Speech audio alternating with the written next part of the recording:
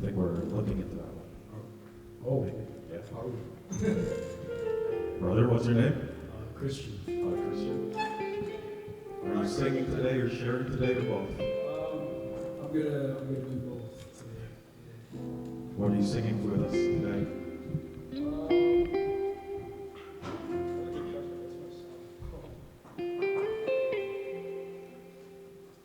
You know, the song that I'm singing, it's one of the first songs that I worshiped to when I returned back to Jesus.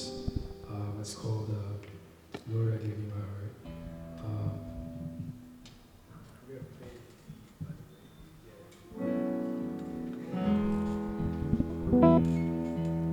What does the song mean to you? So do I get time to share the testimony? Okay, cool. Yeah, guys, my name is Christian, and I'm actually so glad that this room is as intimate as it is because I'm a nervous public speaker. I may not come off as that, especially like given like the things that I involve myself in or the ministries that I take part in. But my testimony is something that I've shared with a few, but I haven't really shared publicly.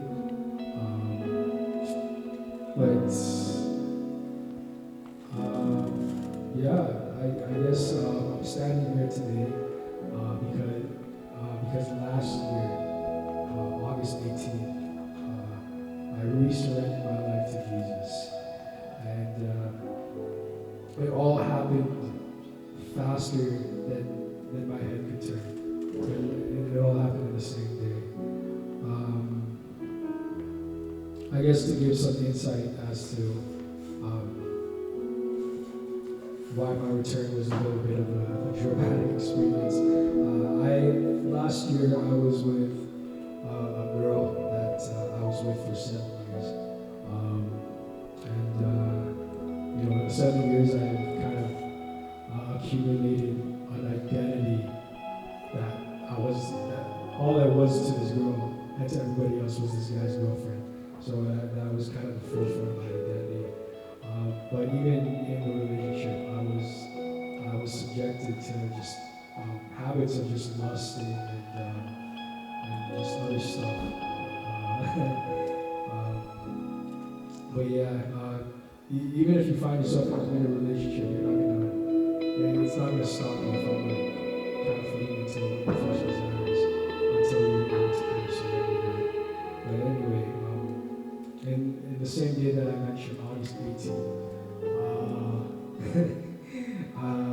Actually, no, sorry. It happened a week prior where it's kind of embarrassing to admit, but again, lusting after other women had led me to accumulate a lot of stuff on my phone. And my ex had seen that. I laugh out of nervousness. It's not a funny situation at all. I just laugh out of nervousness. So please don't take it as something I'm speaking right out with me. Yeah, she found a lot of stuff on my phone, and it kind of led me to a place where I was bargaining with God at that point. I was like, yo, God, if you could do something to like turn this around or fix this or like make a way to like keep this going in my life, yo, I'll give you everything. Like, you know, like I was kind of living like a kind of half and half deal, you know.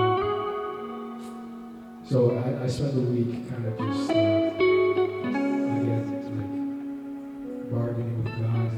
The day came, August 18th, where I moved the last of her belongings in her parents' van and they drove off.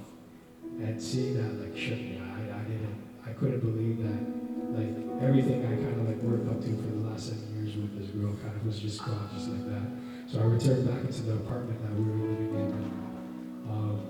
And I was cursing out God, quite literally.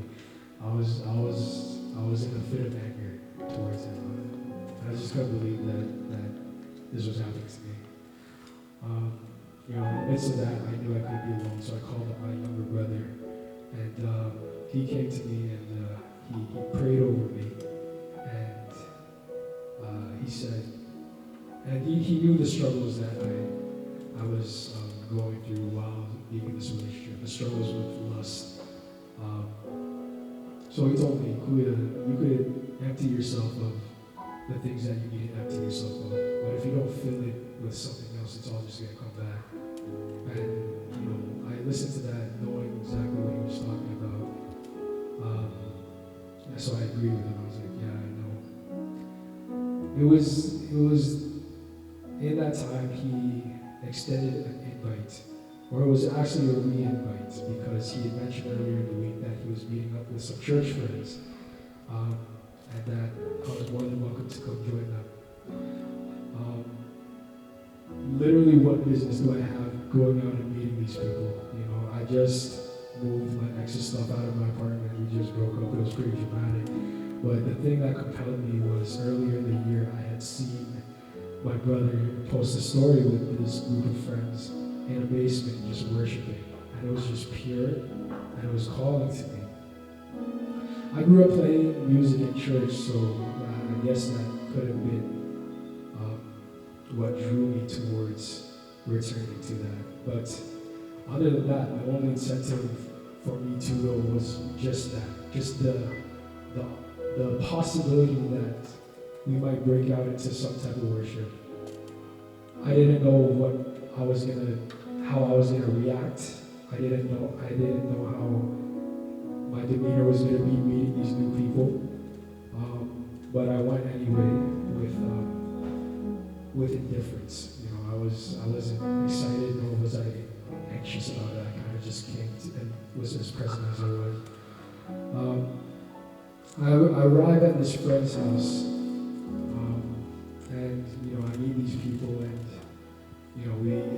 I'm as present as I could be, and I also learned that day that I'm pretty good at hiding emotions, because after following up with these people, they didn't even know what I was going through. So I met these people, I became friends with them, and these became some people that I could not imagine life without. The night did, in fact, end up resulting into a worship in a basement. And in the 7 years that I was with this girl, and I'm not blaming her at all by any means, it's just that this was my decision. I stepped away from playing music.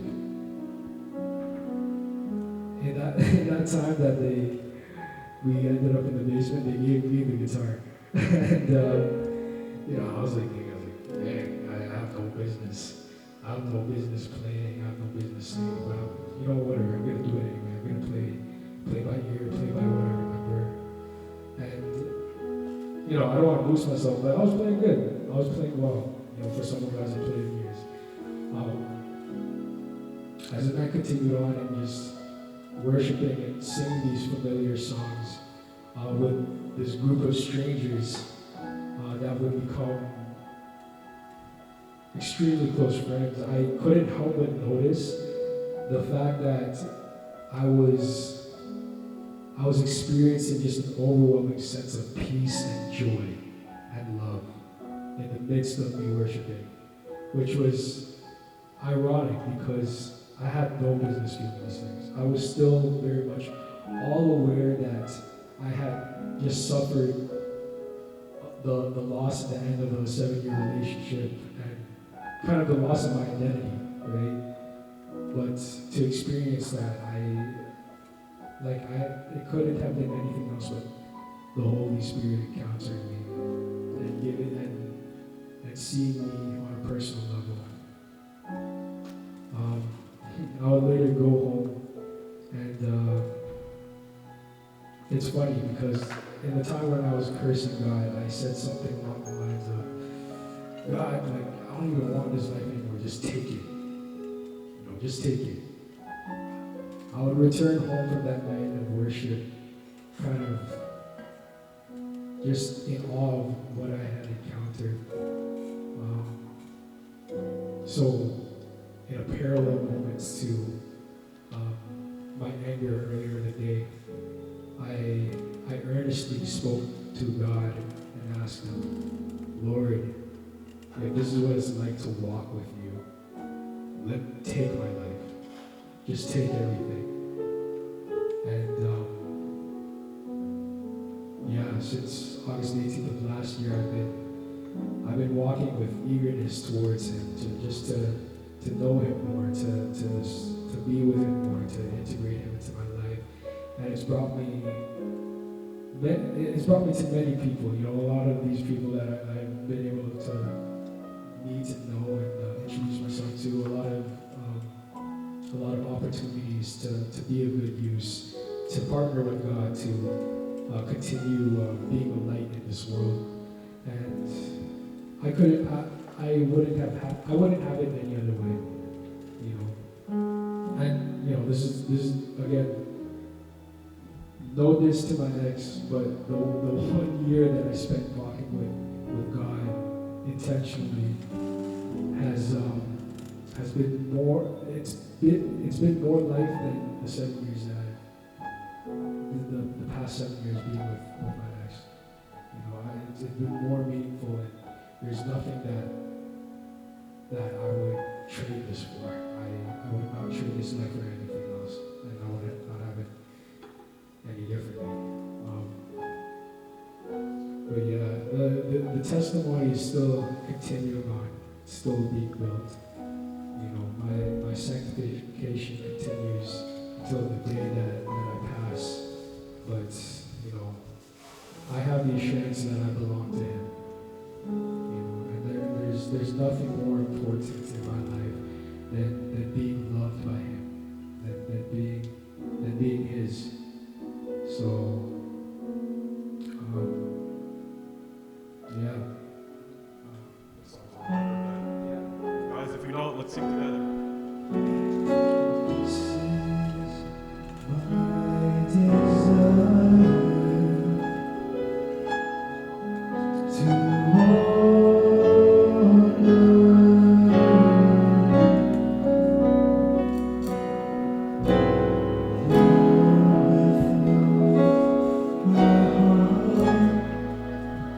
worship you.